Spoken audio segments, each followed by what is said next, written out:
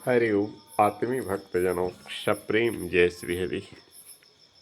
एक बूढ़ा व्यक्ति दिन भर घास गढ़ता था और शाम को बाजार में बेच आता था। उससे जो कुछ मिलता गुजारा कर लिया करता था। एक दिन एक युवक उसको घास बेचकर स्वल्प पैसे प्राप्त कर मुस्कुरा कर लौटते देखा तो पूछा, बाबा क्या आपका इतना से गुजारा चल जाता है? कितने परिवार हो? बताया तो क्या आप इतने से गुजारा कर लेते हो? बूढ़ा बोला, हाँ, जितना मिलता है उतनी की आवश्यकताएं के अनुसार सामान खरीदते हैं, उतने ही लेते हैं, उतनी से मेरा गुजर बसर चल जाता है। प्रसन्न रहता हूँ, आनंद के साथ जी लेता हूँ। युवक को बड़ा आश्चर्य हुआ। आश्चर्य से उसको देखता रहा। बूढ़ा समझ गया कि लगता ही मुझसे ज्यादा कमाता है, फिर भी इसकी आवश्यकताएं पूर्ति नहीं होती है। बूढ़ा बोला, तो हमसे अधिक कमाते हो लग रहा है, फिर भी तुम्हारी आवश्यकताएं पूरी नहीं होती, यही ना? इसका कारण है तुम अधिक महत्वाकांक्षी हो, महत्वाकांक्षाएं करते हो, अनाप शनाप खर्च करते हो। युवक बोला, क्या सिर्फ महत्वाकांक्षाएं गढ़ना ही है? अधिक कमाना, अधिक दान पुण्य भी तो करते हैं। बूढ़ा ने कहा कि दान पुण्य की बात करते हो तो सुनो, मैंने एक कुआं भी खोदा है पड़ोसियों के सहयोग से। यदि मेरे पास नहीं है तो कुछ पुण्य जन सहयोग से भी करके कमा लिया जाता है।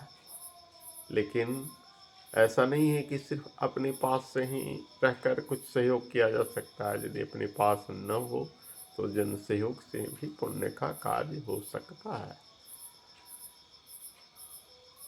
अधिक महत्वाकांक्षाएं मत रखो बेटा, जितना कमाते हो उतना भर में ही अपनी आवश्यकता को करो।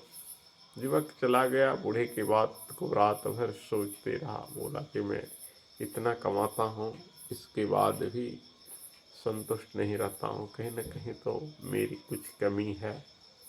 इसका कारण जरूर ये मेरी महत्वाकांक्षाएं हैं।